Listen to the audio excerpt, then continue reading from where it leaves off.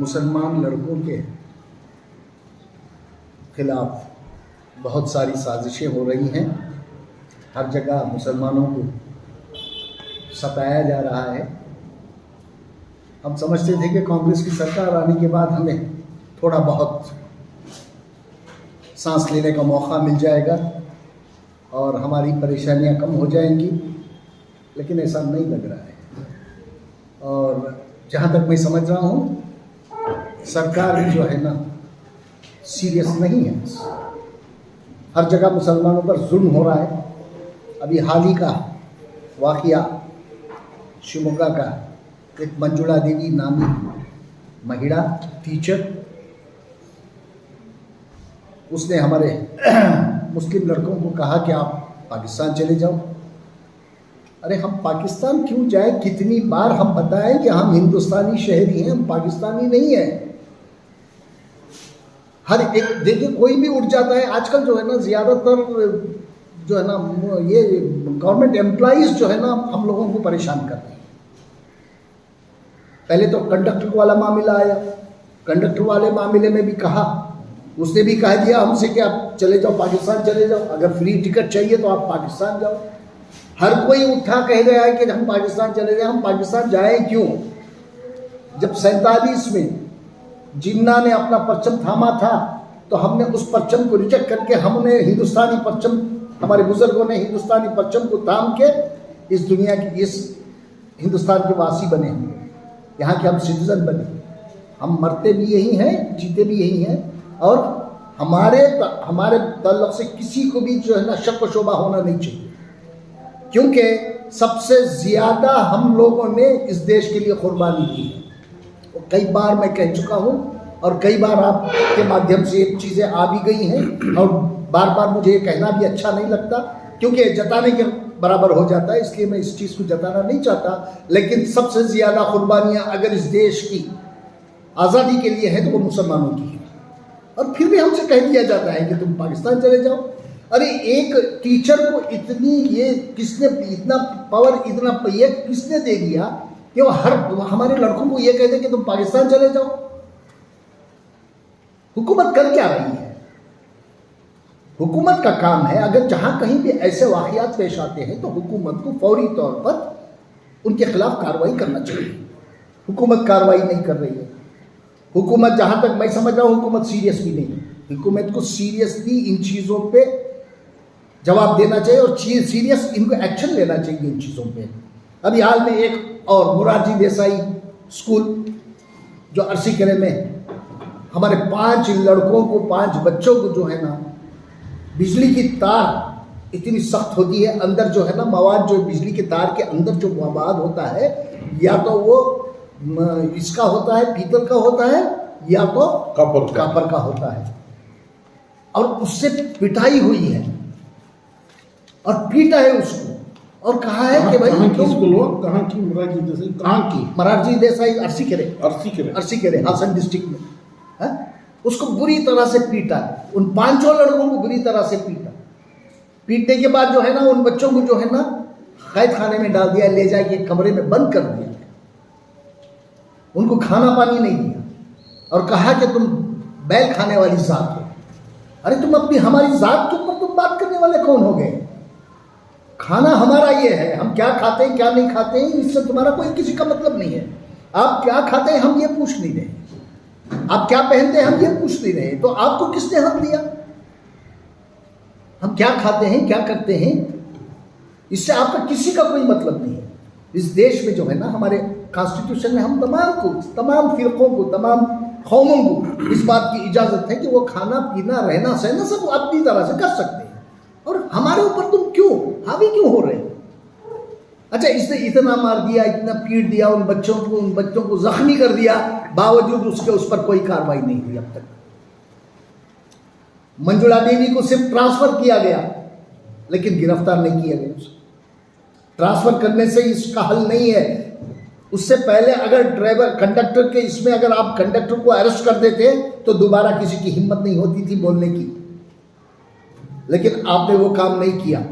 अभी हाल ही में मैं पढ़ रहा था, एक ज्ञाना भारती के पास एक छोटे से बेकरी में दो लड़के हमला कर देते हैं।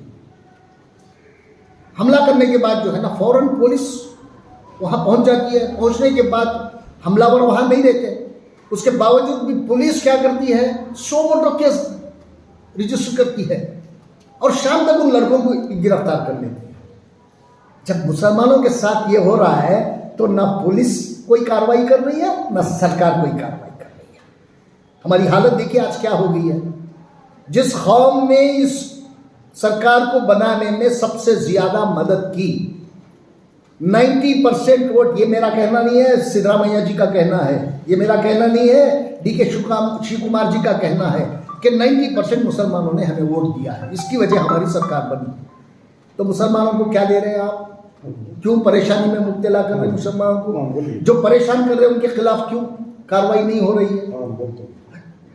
अगर आप उस टाइम पे कंडक्टर के इसमें जब हमने डिमांड किया था और हमने कहा था कि उसको जो है ना गुंडा एक्ट में गिरफ्तार करो, ताकि आगे आने वाले ऐसे कहने वालों की जो है ना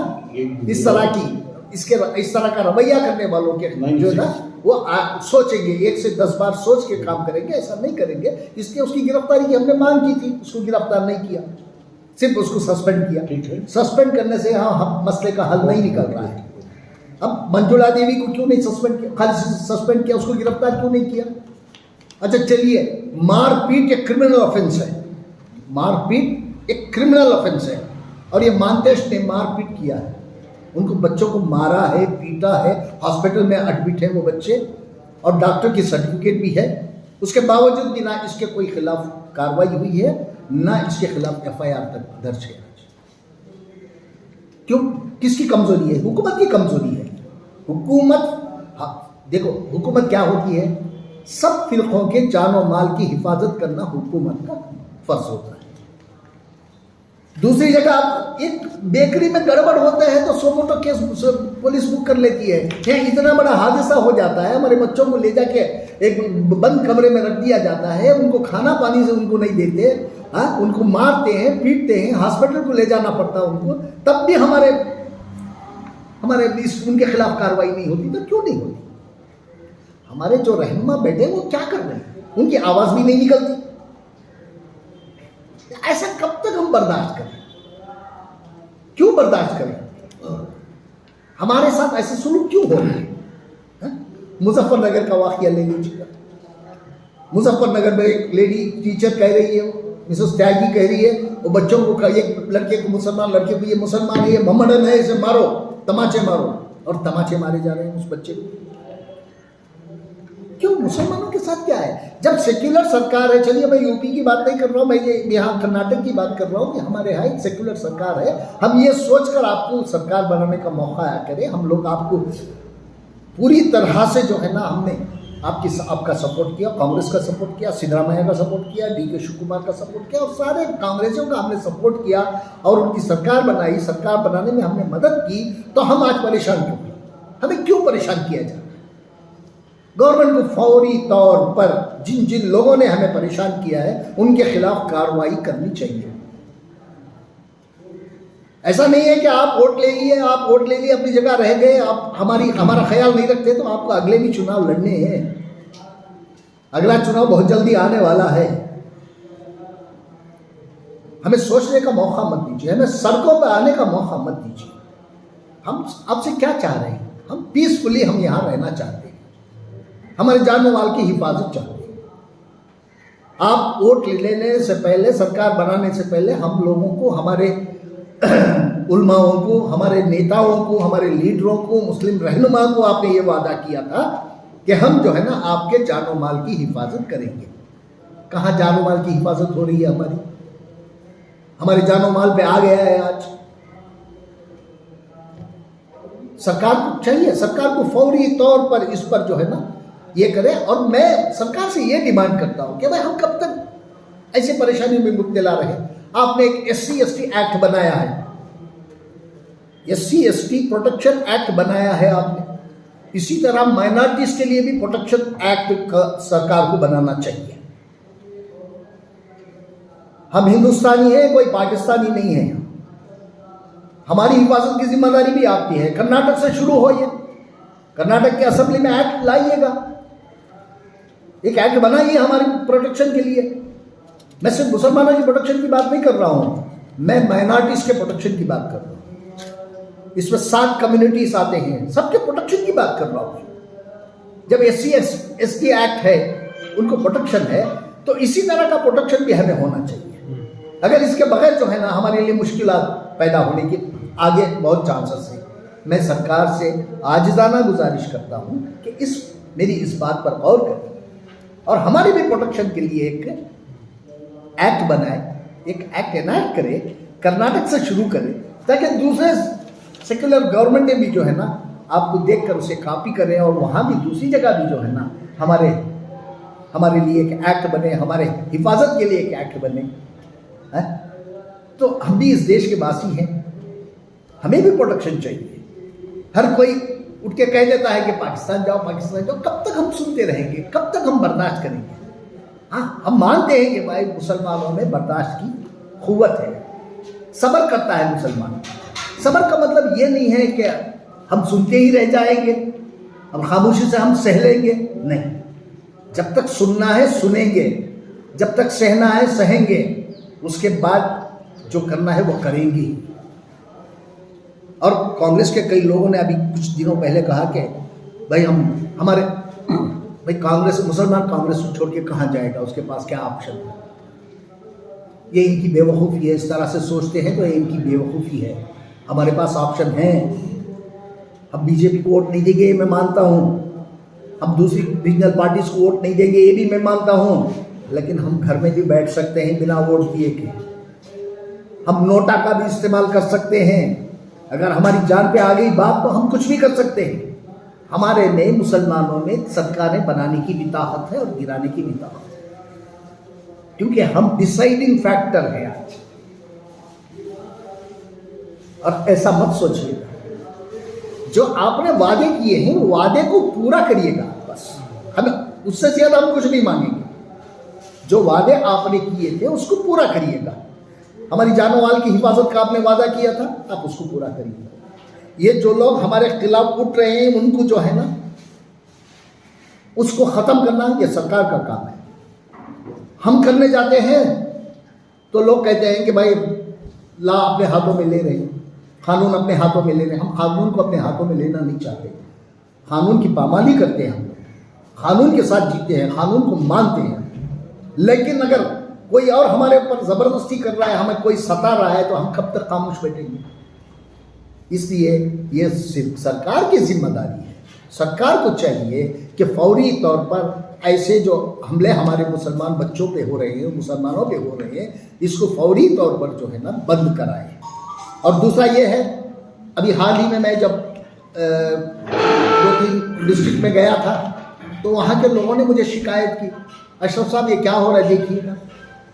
जब हमारी औरतें KSRTC और दूसरी सरकारी बसों में चढ़ते हैं और उनके बैग में, उनके हाथों में बैग होता है, तो कंडक्टर वो बैगों को चेक करता है, सिर्फ मुसलमानों की बैगों को, मुसलमान औरतों की बैगों को।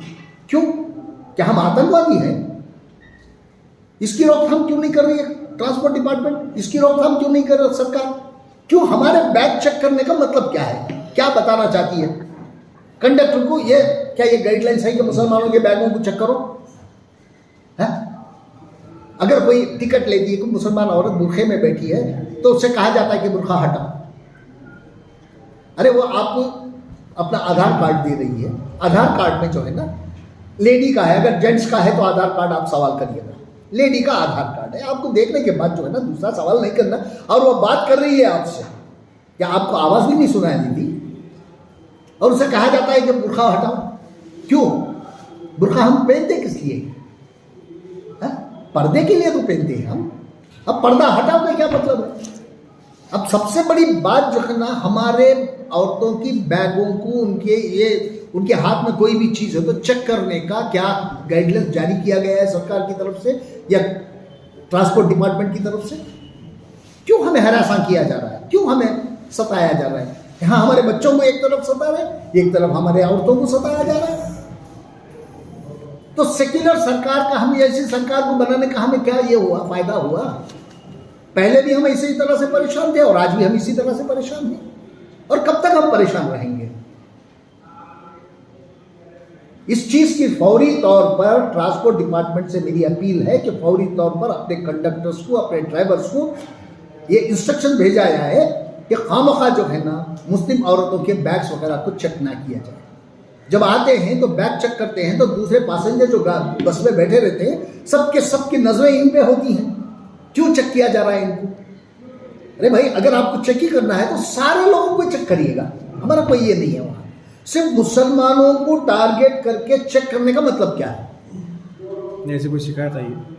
हाँ, मुझे तो कई शिकायतें आई हैं मुझे, मेरे पास तो, अब मैं लिख भी रहा हूँ उसको।